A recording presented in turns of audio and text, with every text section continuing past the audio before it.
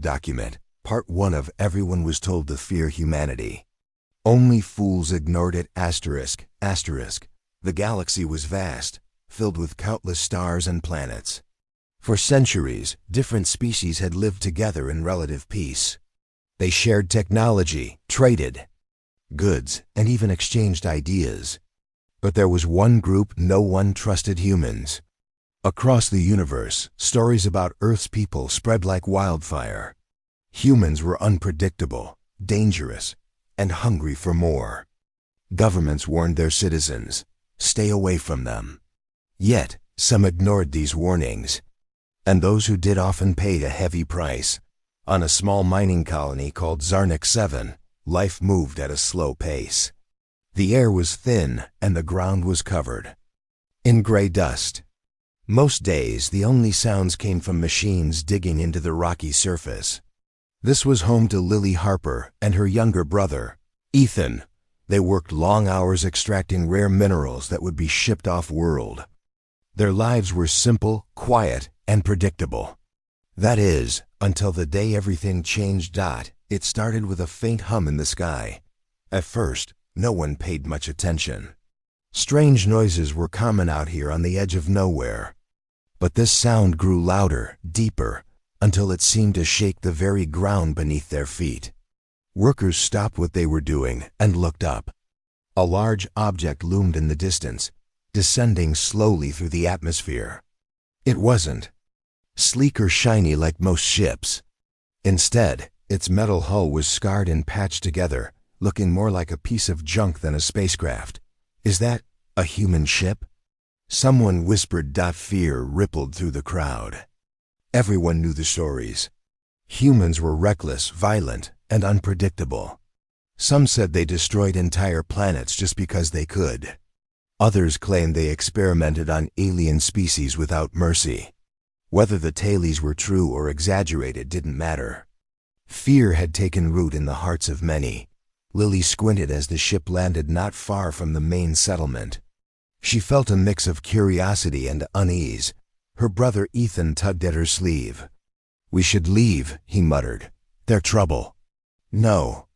One knows that for sure," Lily replied softly. She had always been drawn to mysteries, and this was the biggest one she'd ever encountered. Besides, something about the battered ship intrigued her. It didn't look like the war machine everyone described. If anything, it seemed desperate. As the hatch opened, 4 figures stepped out. One of them stood taller than the rest.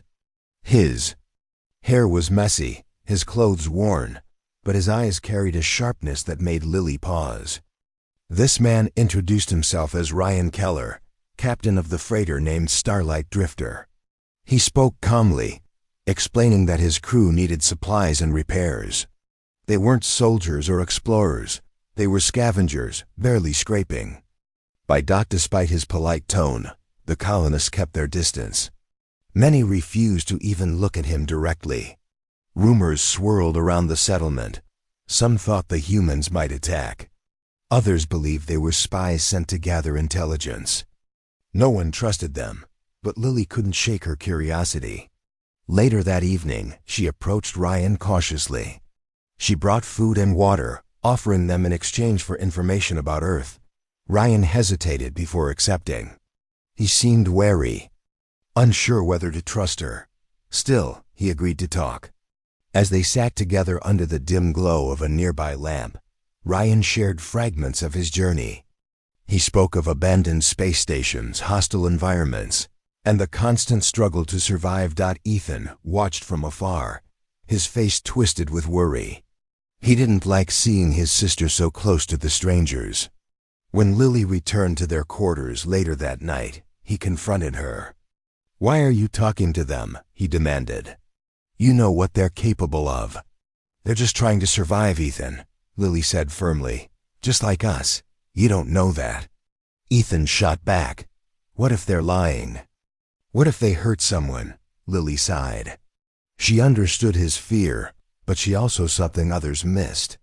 These humans weren't the monsters everyone described. They were tired, hungry, and lost. Deep down, she wondered if humanity's bad reputation was deserved, or if it was just another story meant to keep people afraid. Over the next few days, tensions remained high. The colonists avoided the humans whenever possible. Some even suggested forcing them to leave. But Lily continued to visit Ryan, bringing scraps of food and spare parts she managed to scavenge. Each time, they talked a little longer. She learned about his crew, Jake, a quiet mechanic with a knack for fixing anything; Claire, a medic who patched up wounds with steady hands; and Sam, a nervous engineer who rarely spoke unless spoken to Ryan. In turn, asked questions about Zarnik 7. He wanted to know how the colony operated, what resources they mined, and whether they had any enemies. Lily answered honestly, though she left out certain details. She still wasn't sure she could fully trust him. One evening, as the sun dipped below the horizon, casting long shadows across the barren landscape, Ryan leaned back against a rock and stared at the sky. "Do you think we'll ever find a place where we belong?" he asked suddenly. Lily blinked, caught off guard by the question. "What do you mean? We're always outsiders," Ryan explained. "No matter where we go, people see us and assume the worst. Sometimes I wonder if we deserve it." Lily didn't know how to respond. She had grown up hearing horror stories about humanity's past. Entire civilizations wiped out. Planets turned to ash. But sitting here now, listening to Ryan's words, she found it hard to reconcile those tales with the man in front of her. Before she could reply, a loud crash echoed in the distance. Both of them turned toward the sound, hearts racing. Something was wrong. Very wrong. *** document. Part 2 of Everyone Was Told to Fear Humanity. Only fools ignored it. The loud crash echoed across the barren plains of Zarnik 7, sending a chill down Lily's spine. She and Ryan exchanged worried glances before rushing toward the source of the noise. As they approached, they saw a group of colonists gathered around a damaged machine. Sparks flew from its exposed wires, and smoke curled into the air. The machine had been vital for processing the minerals mined each day, and now it lay in ruins. "What happened?" Lily asked, pushing through the crowd. No one answered immediately. Finally, an older man named Carl stepped forward. His face was pale, his hands trembling as he pointed at the wreckage. "It wasn't an accident," he said in a low voice. "Someone sabotaged it." Whispers spread among the colonists like wildfire. Accusations flew back and forth until all eyes turned to Ryan and his crew. Suspicion hung heavy in the air. After all, the humans had arrived just days ago, and their presence had stirred unease from the start. Ryan raised his hands defensively. "We didn't do this," he said firmly. "Why would we destroy something you need? We're here to trade, not cause trouble." But his words fell on deaf ears. The colonists muttered angrily, some stepping closer with clenched fists. Ethan pushed his way to the front, standing protectively beside his sister. "You shouldn't have trusted them, Lily," he snapped. "They're dangerous." Lily hesitated. She wanted to believe Ryan, but doubt crept into her mind. Could he be lying? Was this part of some larger plan? Before she could respond, the colony's leader, a stern woman named Alma, stepped forward. Her sharp gaze swept over the crowd, silencing the murmurs. "This isn't helping," Alma said sharply. "We don't know who did this yet. Let's focus on fixing the machine instead of pointing fingers." Her words brought a temporary calm, but the tension remained thick. Over the next few hours, the colonists worked together to repair the damage. Ryan and his crew offered to help, but their offers were ignored. Instead, they were ordered to stay away from the site. Frustrated, Ryan returned to the Starlight Drifter with his team, leaving Lily torn between loyalty to her people and her growing trust in the outsiders. Later that night, Lily found herself unable to sleep. The events of the day replayed in her mind. She couldn't shake the feeling that something bigger was going on. Quietly, She slipped out of her quarters and made her way to the edge of the settlement. There, she spotted Ryan sitting alone outside his ship, staring up at the stars. "Can't sleep either?" she asked softly as she approached. Ryan glanced at her, surprised. "Guess not," he replied with a faint smile. "Too much on my mind." Lily sat down beside him, wrapping her arms around her knees. "Do you think someone on your crew might have done it?" she asked after a moment of silence. Ryan frowned. "I trust my crew with my life," he said. "They wouldn't sabotage anything. Unless they had a reason, and right now we don't have one." "But someone does," Lily said thoughtfully. "Whoever destroyed that machine wanted to create chaos. Maybe they wanted to turn everyone against you."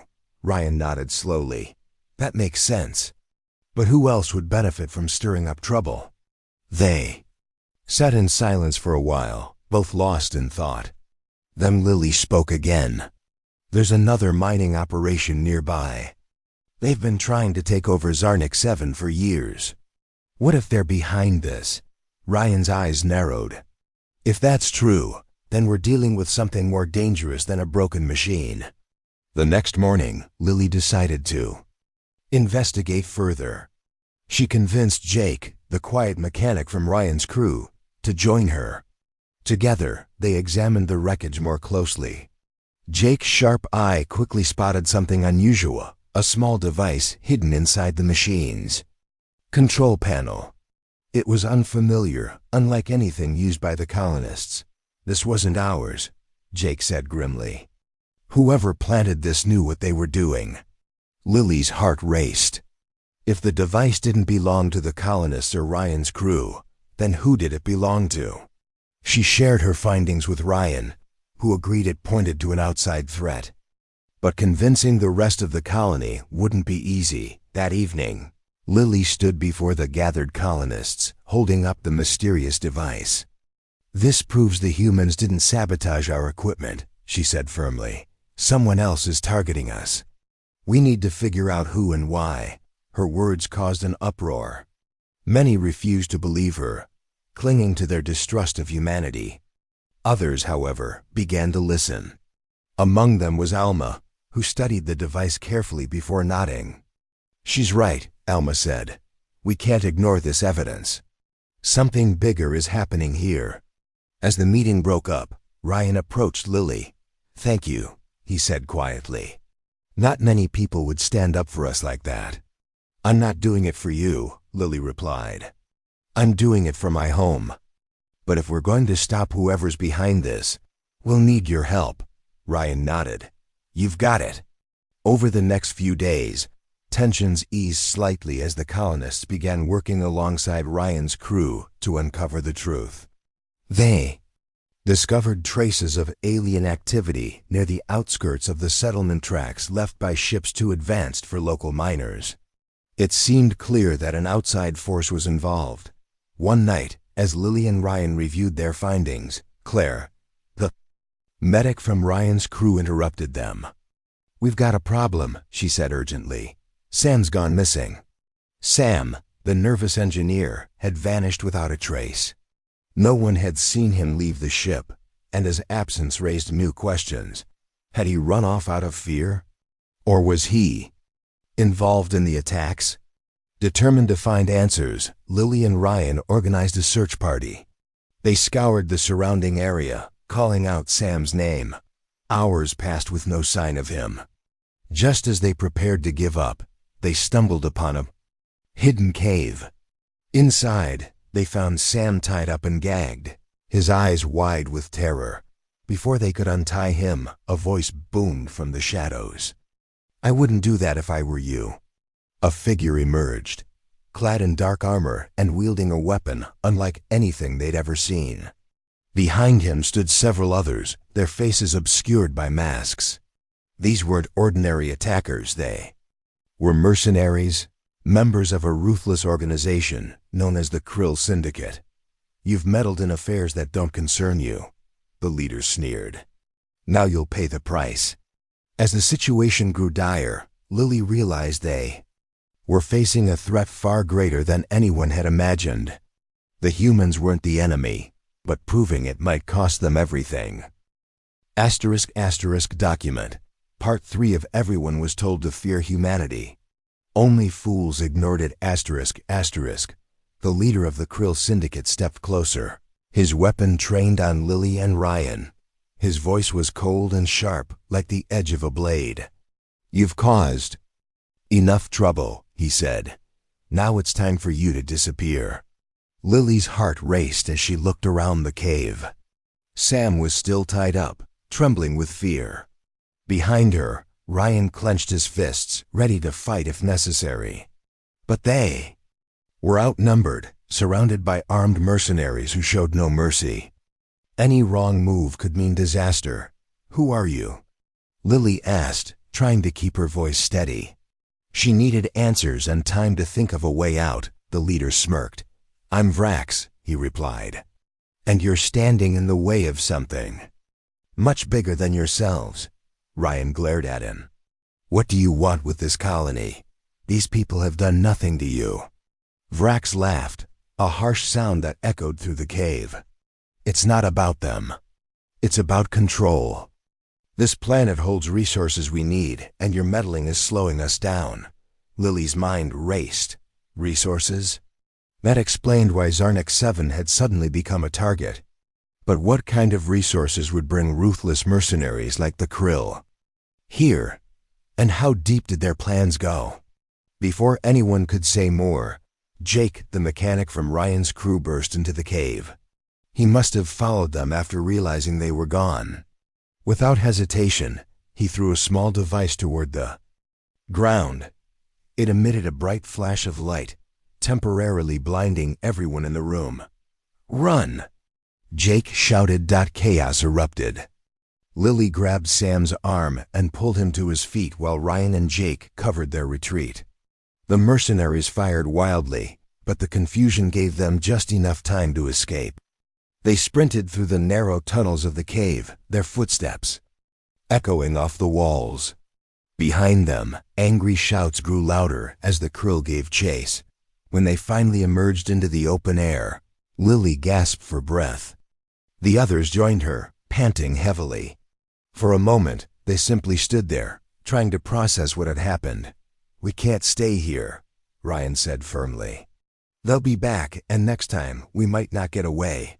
Lily nodded. "We need to warn the colony. If the Krill are targeting Zarnik 7, everyone is in danger." But getting back wasn't easy. The mercenaries were already spreading out, searching for them. Every step felt like walking into a trap. Still, they pressed on, sticking to the shadows and avoiding open areas. By the time they reached the settlement, exhaustion weighed heavily on all of them. Inside the main hall, the colonists gathered, alarmed by the sudden return of the group. Alma, the colony's leader, stepped forward. Her expression hardened when she saw Sam's bound hands and the grim looks on everyone's faces. "What happened?" she demanded. Lily quickly explained everything: the ambush in the cave, Vrax's threats, and the Krill's intentions. As she spoke, murmurs rippled through the crowd.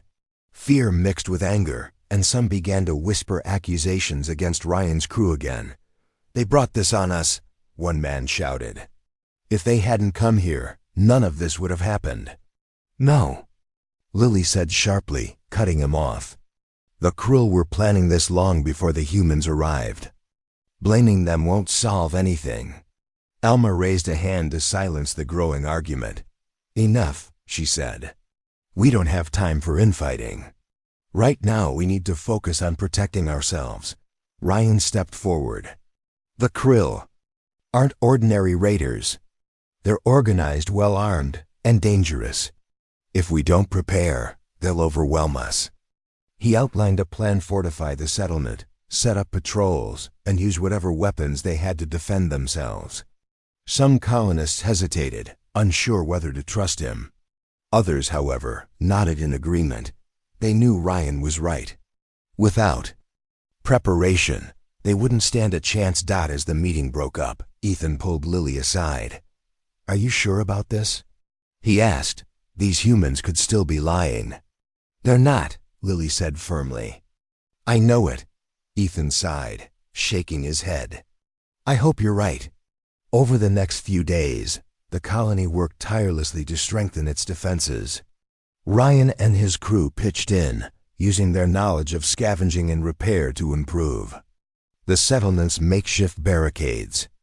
Jake rigged alarms to alert them of approaching enemies, while Claire taught basic first aid to anyone willing to learn.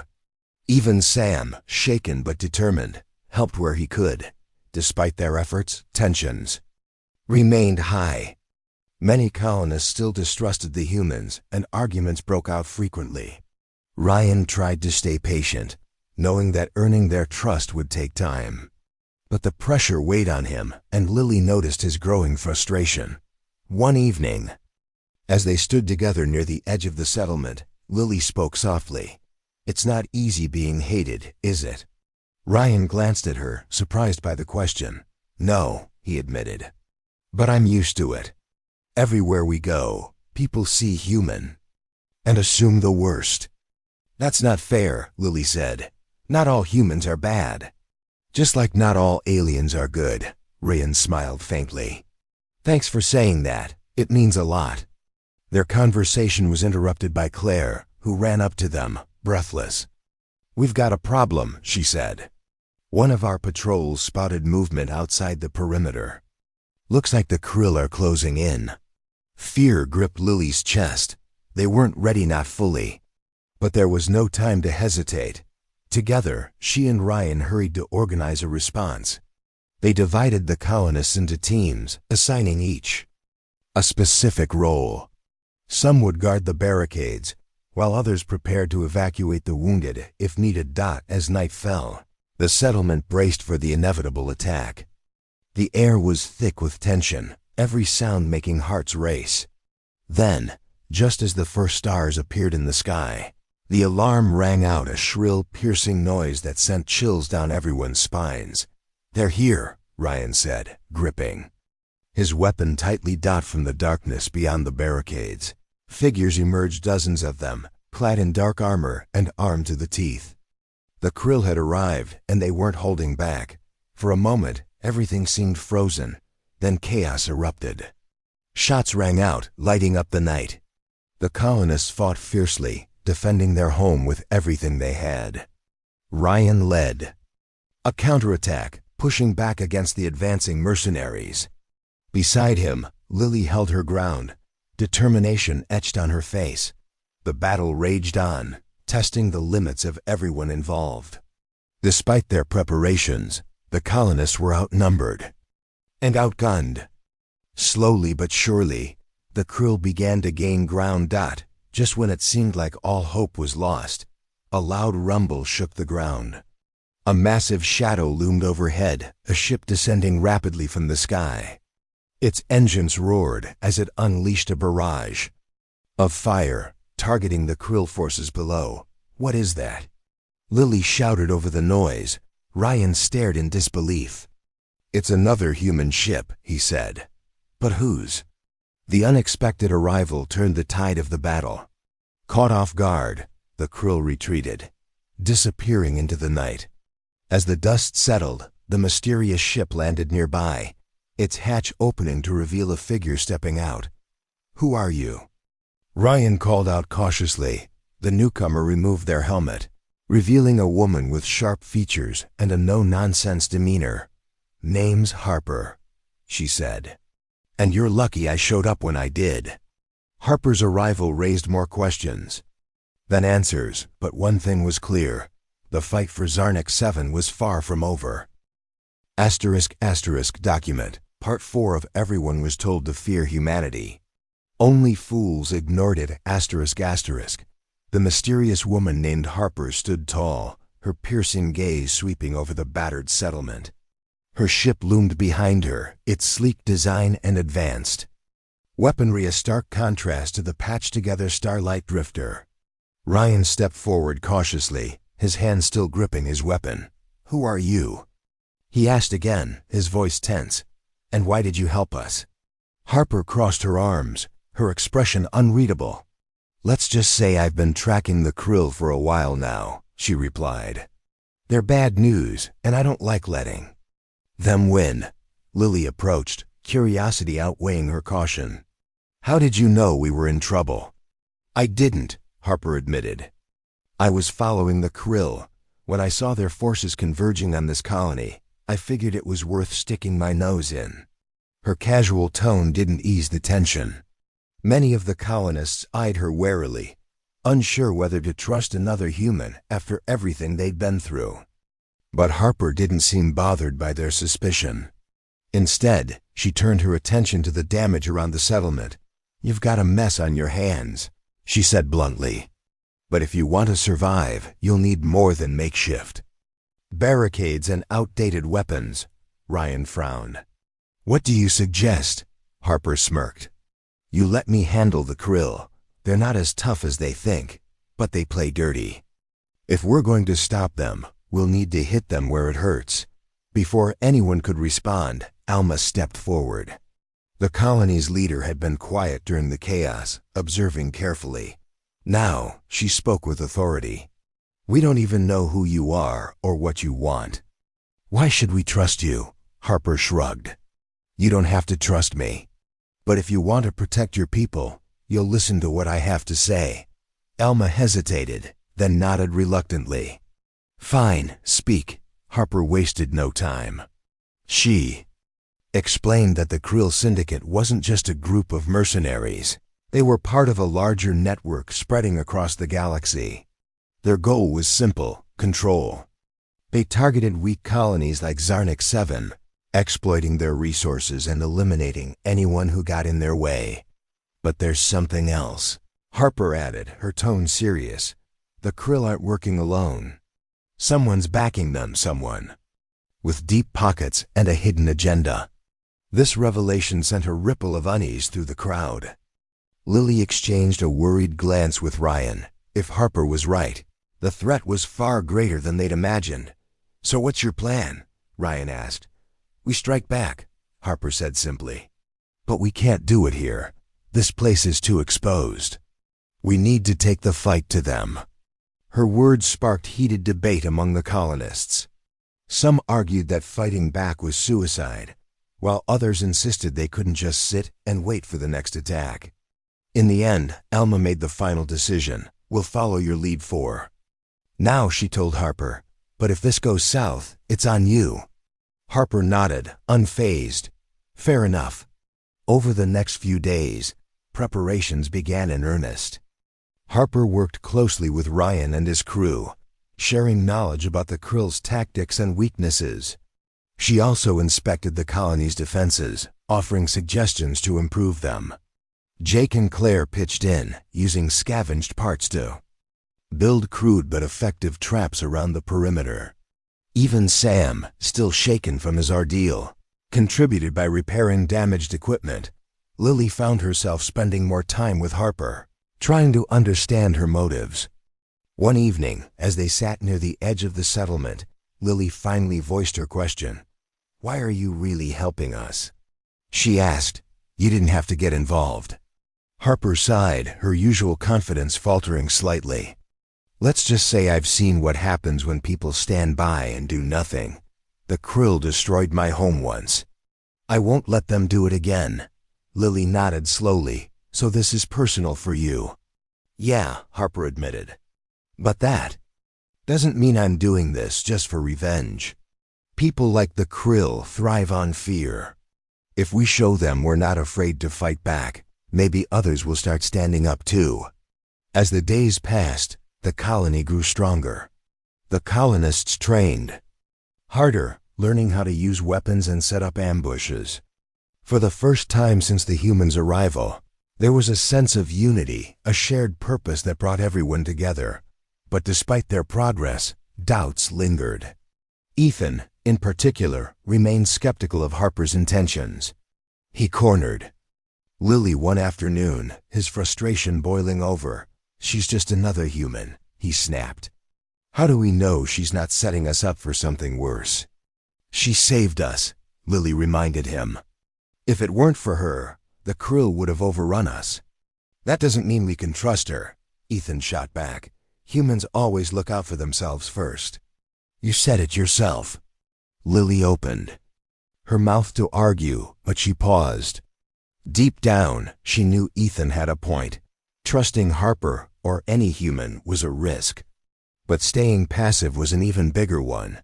We don't have a choice, she said quietly. If we don't fight back, the Krill will keep coming until there's nothing left. Ethan didn't reply, but his expression softened slightly. He might not agree with her, but he understood her reasoning. The night before the planned attack, the atmosphere was heavy with anticipation. The colonists gathered in the main hall, listening as Harper outlined the mission. Her plan was bold: infiltrate the Krill's nearby base, sabotage their operations, and force them to retreat. It won't be easy, she warned. The Krill are ruthless, and they'll fight back hard. But if we succeed, we can cripple their efforts here. Ryan volunteered to lead the infiltration team, along with Jake, Claire, and Sam. Harper insisted on joining them, citing her experience with the Krill. Lily, however, refused to stay behind. I'm coming with you, she declared firmly. This is my home, and I'm not sitting this out. Ryan hesitated, but Harper cut in. She's right. We'll need someone who knows the terrain and someone who understands what's at stake. With the team assembled, they spent hours reviewing maps and strategizing. Every detail mattered. One mistake could mean disaster. As the meeting ended, Ryan pulled Lily aside. This is dangerous, he said softly. Are you sure about this? Lily met his gaze without flinching. I've never been sure of anything. Ryan nodded, though worry lingered in his eyes. Just stay close to me, okay? I will, she promised. The next morning, the team set out under the cover of darkness. The journey to the Krill base was tense, every sound making their hearts race. When they finally reached the outskirts of the compound, Harper signaled for silence. Ahead of them lay rows of armored vehicles, guarded by heavily armed mercenaries. This is it, Harper whispered. Stick to the plan, and we might just pull this off. As they moved closer, the weight of the mission settled on each of them. Failure wasn't an option, not for Zarnik 7, and not for the future of humanity's reputation in the galaxy. Whatever happened next, they were ready to face it together. *** document, Part 5 of Everyone Was Told to Fear Humanity. Only fools ignored it. ***. The infiltration team moved silently through the shadows, their footsteps muffled by the soft dirt beneath them. Harper led the way, her sharp eyes scanning the Krill base for any signs of movement. Behind her, Ryan, Lily, Jake, Claire, and Sam stayed low, their hearts pounding with every step closer to the enemy. This is too easy, Jake whispered nervously as they slipped past a row of parked armored vehicles. Where are all the guards? Harper held up a hand to signal silence. They're around, she murmured. The Krill don't leave their bases unguarded. Be ready. As if on cue, 2 mercenaries appeared from behind a nearby building, their weapons slung lazily over their shoulders. They weren't paying attention, chatting idly as they walked. Harper motioned for the team to stay still.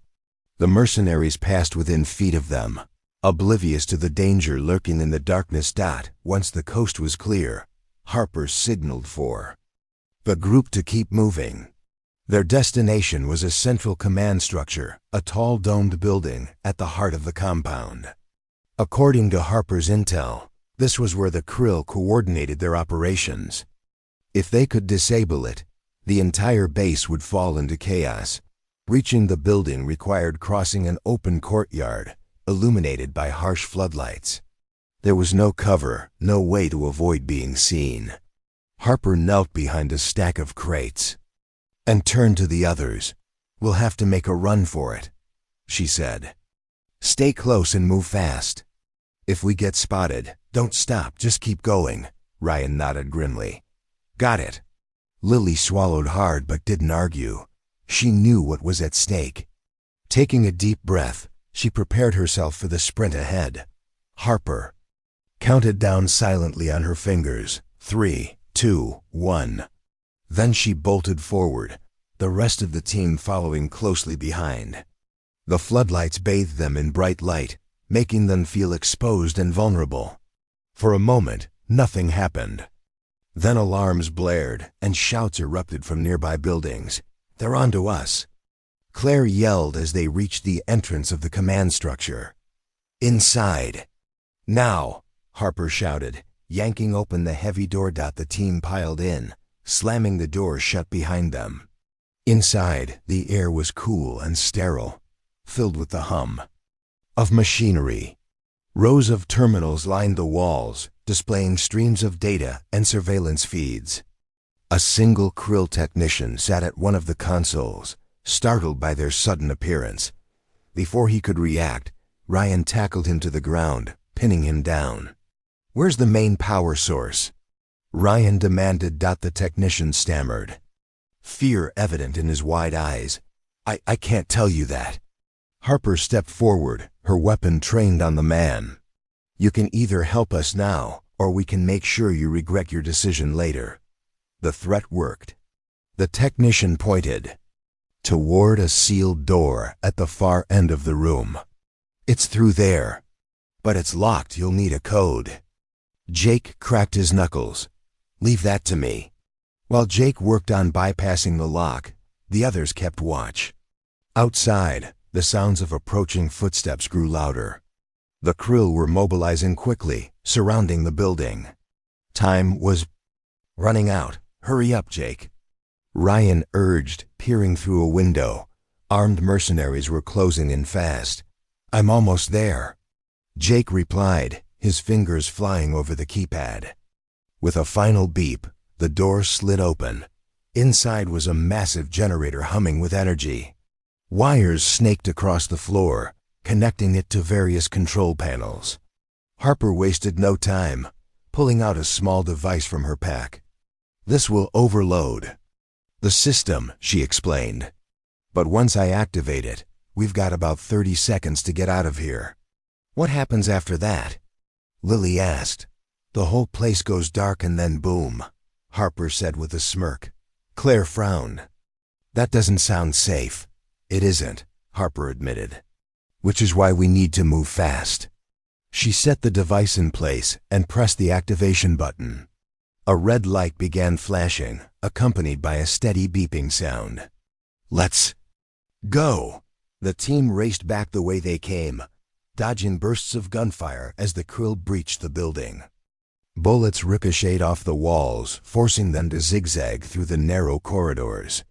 Sam stumbled, nearly falling, but Ryan grabbed his arm and pulled him along. When they reached the exit, Harper paused. "Wait," she ordered. "We need to split up. They'll chase whoever they see first. That gives the rest of us a chance." "No way," Ryan argued. "We stick together. There's no time to argue," Harper snapped. "Do you want to live or do you want to die arguing?" Reluctantly, Ryan nodded. "Fine. What's the plan?" "You and Lily head east," Harper instructed. "Jake, Claire, and Sam will go west. I'll draw them away from both groups." Ryan hesitated, but Lily tugged at his sleeve. "We need to trust her," she said firmly. "All right," Ryan agreed, though his jaw tightened with frustration. "Be careful." Harper gave him a quick nod before sprinting in the opposite direction, firing her weapon wildly to attract attention. Her diversion worked. Most of the Krill turned to pursue her, leaving only a handful to chase Ryan and Lily. The two ran as fast as they could, weaving through the maze-like structures of the base. Explosions rocked the ground behind them as Harper's device completed its work, plunging the compound into darkness. Flames licked the night sky, casting eerie shadows across the landscape. "Keep going," Ryan urged, glancing over his shoulder. The remaining Krill were still hot on their trail. Finally, they reached the edge of the base, where the others waited anxiously. Jake waved frantically, signaling for them to hurry. Ryan and Lily sprinted toward the group, diving behind a rocky outcrop just as a hail of bullets whizzed past. "We need to move," Claire shouted. "They'll regroup soon." Without wasting another second, the team retreated into the wilderness, putting as much distance between themselves and the burning base as possible. Behind them, the Krill's cries of anger echoed through the night. When they finally stopped to catch their breath, the adrenaline began to fade, replaced by exhaustion and relief. They had done it. They had struck a blow against the Krill. But the victory felt bittersweet. "Where's Harper?" Lily asked suddenly, looking around. The others exchanged worried glances. None of them had seen her since the explosion. Ryan clenched his fists. "We can't leave without her." "She knew the risks," Jake said quietly. "Maybe she didn't make it." "No," Ryan insisted. "We wait." For several tense minutes, they scanned the horizon, hoping for some sign of Harper. As doubt started to creep in, a figure emerged from the smoke and flames. It was Harper, limping slightly but alive. "Took you long enough," she quipped, brushing ash from her jacket. Ryan let out a breath he hadn't realized he'd been holding. "You scared us," Harper grinned. "Good, means I'm doing my job right." Despite the chaos they'd left behind, the team couldn't help but smile. They had faced overwhelming odds and survived. But as they made their way back to Zarnik 7, they knew the fight wasn't over. The Krill wouldn't give up easily, and neither would humanity. *** document. Part 6 of Everyone Was Told to Fear Humanity. Only fools ignored it. ***. The team trudged back toward Zarnik 7, their bodies aching and their minds racing. The destruction they had left behind at the Krill base was a victory, but it felt hollow. They knew the mercenaries wouldn't stay down for long. The Krill were like a storm. Temporary setbacks only made them angrier and more dangerous when they returned. Harper limped along with the group, her usual confidence replaced by quiet determination. She had taken a hit during the escape, a deep gash on her leg that Claire hastily bandaged, but she refused to let it slow her down. "We don't have time to rest," she muttered, pushing forward despite the pain. "They'll regroup faster than we think." Ryan glanced at her, concern etched on his face. "You need to take it easy. That wound could get infected if we're not careful." "I'll be fine," Harper snapped, though her tone softened after a moment. "Just focus on getting us back to the colony. We've got bigger problems ahead." As they walked, Lily found herself replaying the events of the night in her mind. The explosions, the gunfire, the chaos, it all felt surreal, like something out of a nightmare. Yet, through it all, she had seen glimpses of humanity's resilience. Ryan's leadership, Jake's ingenuity, Claire's calm under pressure, even Sam's quiet determination. They had all played a part in keeping the team alive. For the first time, she began to understand why humanity was both feared and admired across the galaxy. When they finally reached the outskirts of Zarnik 7, dawn was breaking over the horizon.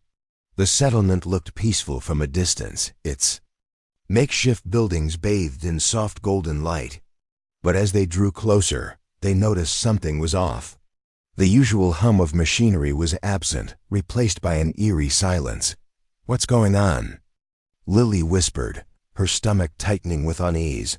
Ryan held up a hand, signaling for the group to stop. "Stay low," he said. "Something's wrong." They crept forward cautiously, scanning the area for signs of movement. The barricades they had built were still intact, but there was no one guarding them. The streets were deserted, the doors of the buildings closed tight. It was as if the entire colony had vanished overnight. "Where is everyone?" Claire asked, her voice trembling. Before anyone could answer, a faint sound reached their ears, the distant hum of engines. Ryan's eyes narrowed. "That doesn't sound like our ships." Harper stepped forward, her weapon raised. "It's the Krill," she said grimly. "They must have hit the colony while we were gone." Panic bubbled up inside Lily, but she forced herself to stay calm. "We need to find out what happened, and fast. The group moved deeper into the settlement, sticking to the shadows. As they approached the main hall, they spotted a group of colonists huddled together, guarded by several Krill mercenaries. Alma, the colony's leader, stood at the center, her face pale but defiant. "You won't break us," Alma said sharply, glaring at the Krill commander. "This is our home, and we'll fight to protect it." The commander sneered. Brave words for someone who's already lost. Ryan clenched his fists, anger boiling beneath the surface. He turned to Harper. "We can't just stand here. We have to do something." Harper nodded. "Agreed. But we need a plan." Lily looked around, her mind racing. "There's an old mining tunnel near here," she said.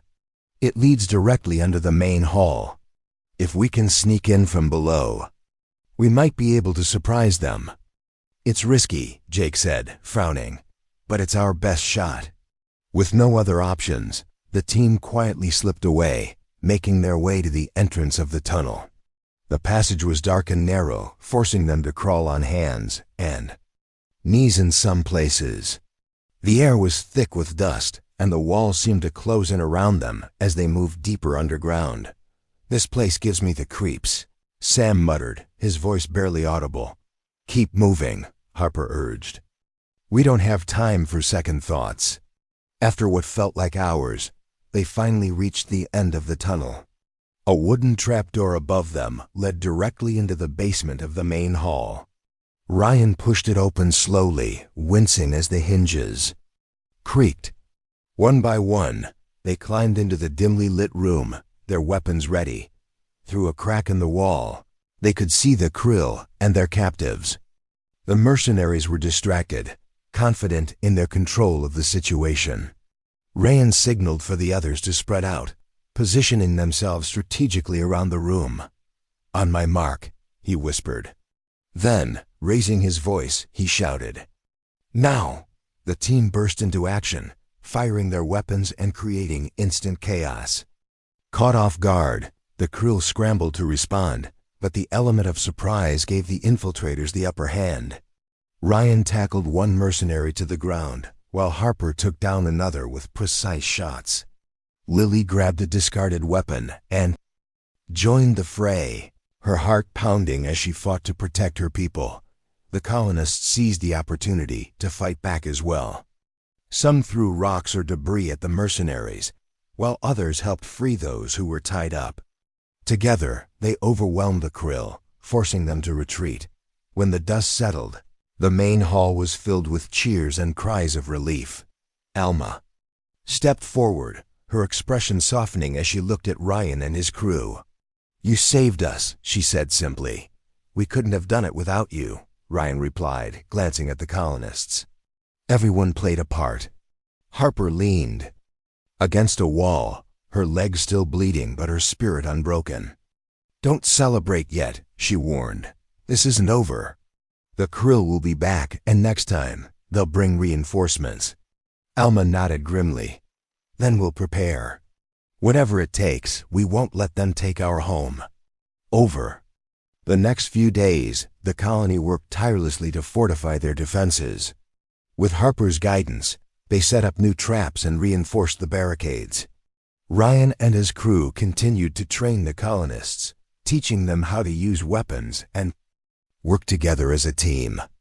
Even Ethan, who had been skeptical of the humans at first, pitched in, helping organize patrols and monitor the perimeter.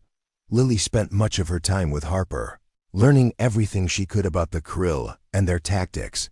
Despite her tough exterior, Harper proved to be a patient teacher, sharing stories of her past battles and offering advice on how to stay one step ahead of the enemy.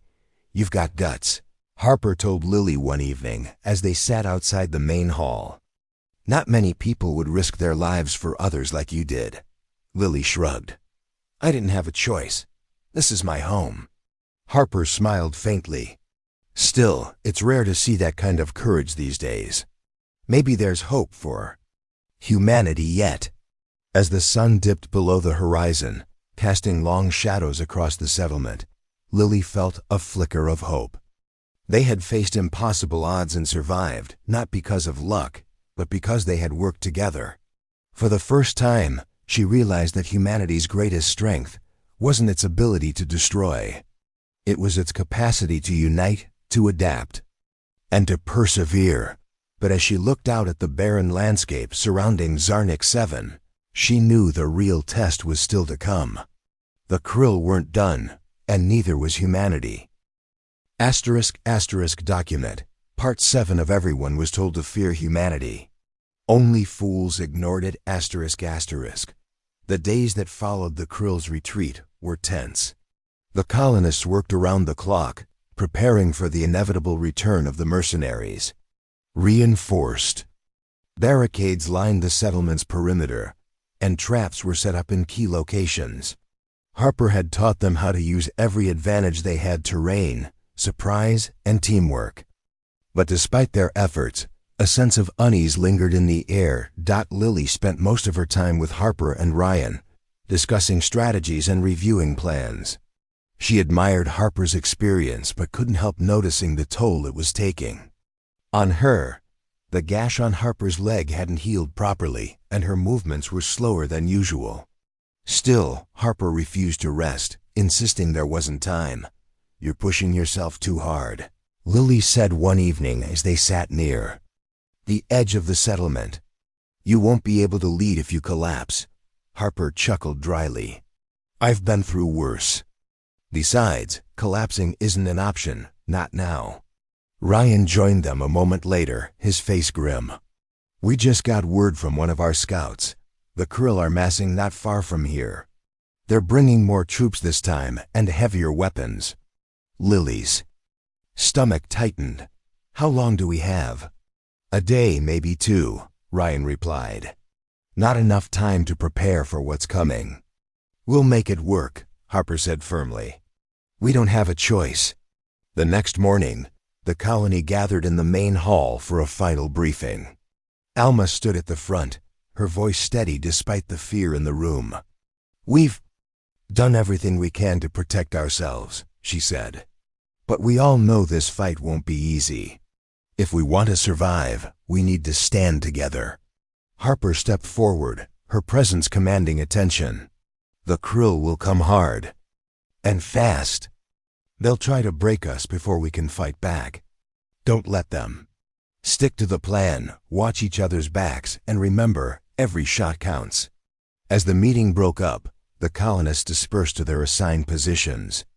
Jake and Claire stayed behind to check their weapons and supplies, while Sam helped fortify the barricades. Ethan approached Lily, his expression serious. "I'm sorry I doubted you," he said quietly. "About Ryan and the others. You were right there. Not the monsters everyone says they are." Lily smiled faintly. "It's okay. I doubted them too, at first. But they've proven themselves." Ethan nodded. "Just promise me one thing: you'll be careful out there." "I will," Lily promised. "You too." That night, the settlement was eerily quiet. The colonists waited, their nerves stretched thin. The sky was clear, and the stars shone brightly, casting a soft glow over the barren landscape. It felt almost peaceful, a stark contrast to the storm brewing just beyond the horizon. Then it came. The ground shook as the Krill's forces advanced, their vehicles rumbling like thunder. Floodlights illuminated the settlement, exposing every hiding spot. Armed mercenaries poured into the area, shouting orders and firing indiscriminately. The battle had begun. Ryan led the counterattack, rallying the colonists to hold their positions. "Stay low and conserve your ammo," he shouted over the chaos. "We can't win by brute force. We need to outsmart them." Harper moved swiftly, picking off targets with precision. Her weapon sang through the night, each shot finding its mark. Beside her, Lily fired steadily, her hands trembling but her aim true. For every Krill soldier they took down, 2 more seemed to appear. "They're overwhelming us," Jake yelled, reloading his weapon. "Fall back to the second line," Harper ordered. "We can't hold this position." The colonists retreated, falling back to a secondary barricade deeper in the settlement. The Krill pursued relentlessly, their numbers seemingly endless. Explosions rocked the ground as they breached the outer defenses, sending debris flying in every direction. Claire tended to the wounded, her hands moving quickly to patch up injuries. "We can't keep this up much longer," she said, her voice strained.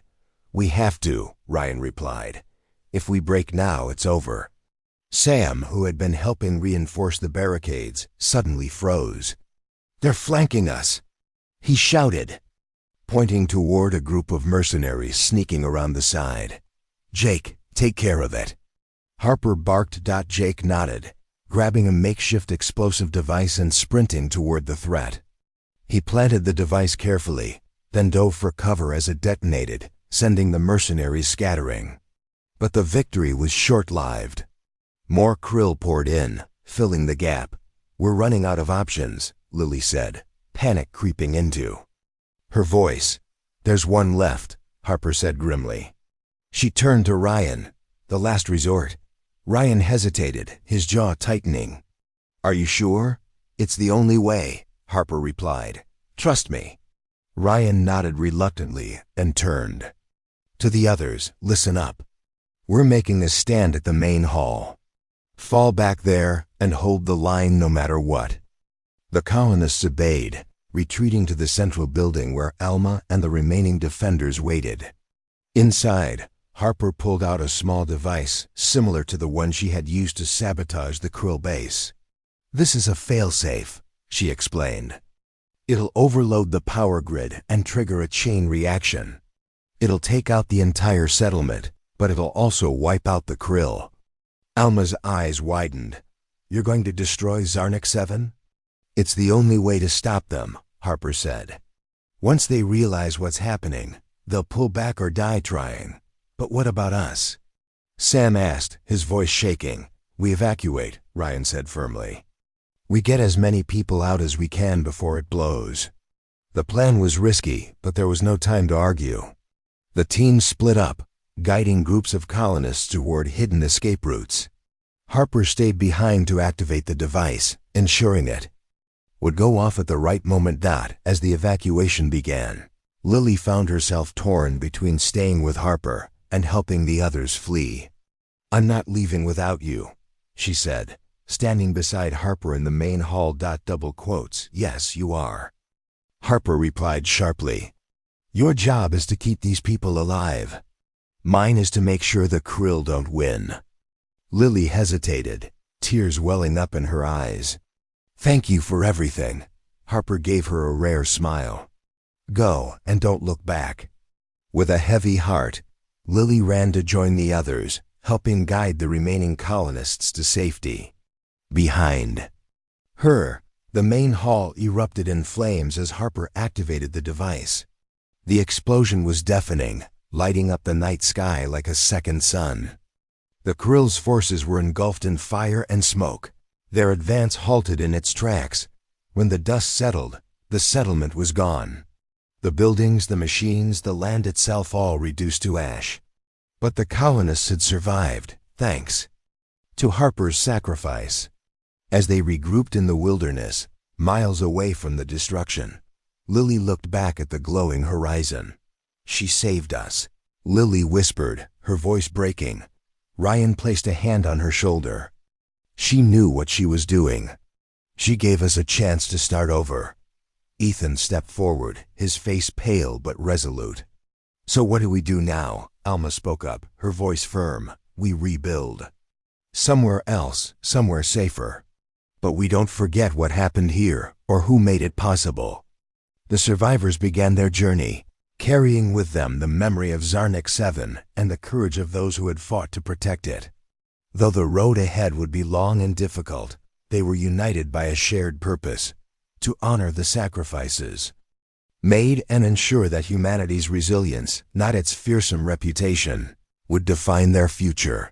And somewhere in the galaxy, whispers began to spread, not just of humanity's destructive potential, but of its ability to rise above despair and fight for something greater than itself. *** document. Part 8 of Everyone Was Told to Fear Humanity. Only fools ignored it. Asterisk, asterisk.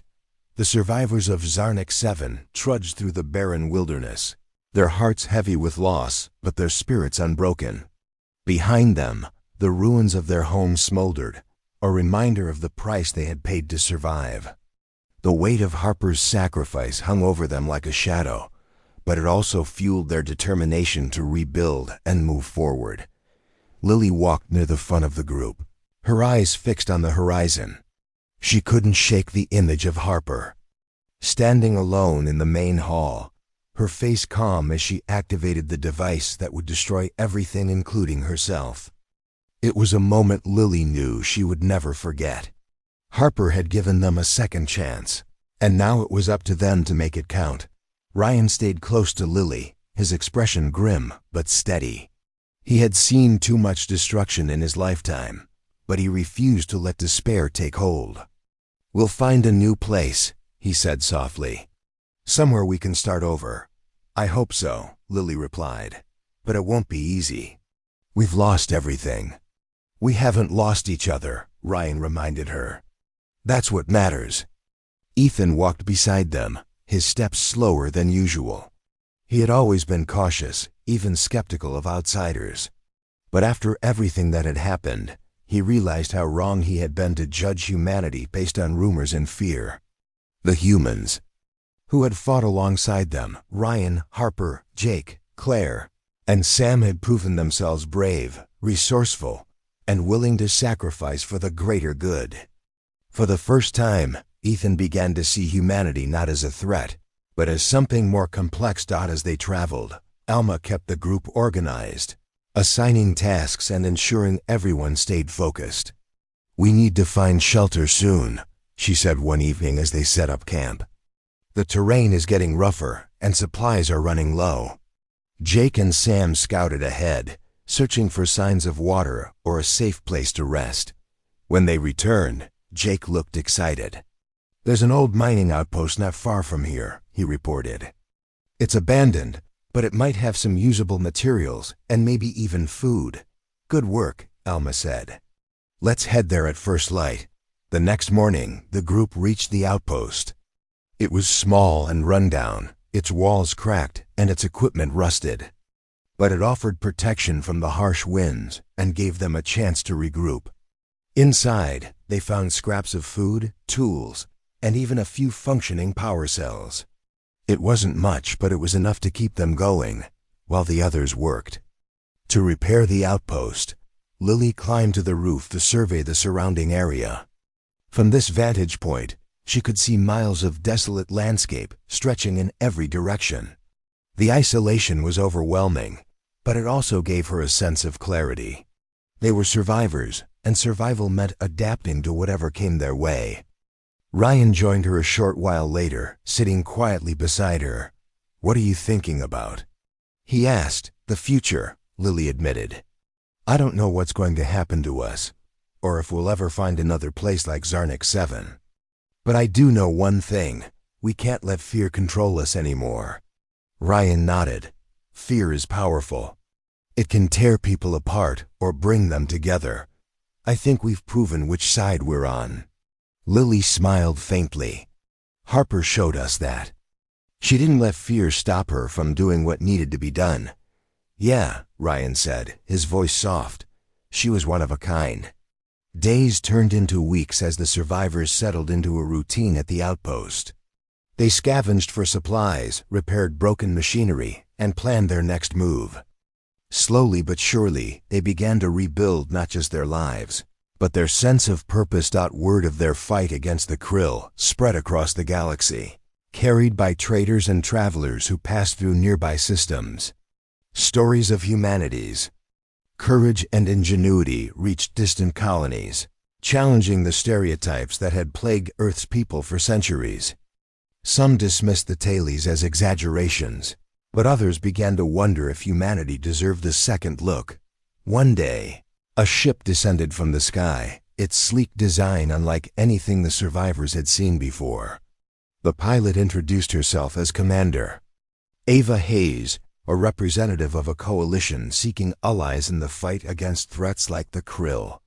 "We heard about what you did," she said. "You stood your ground when most would have run. That takes guts and leadership."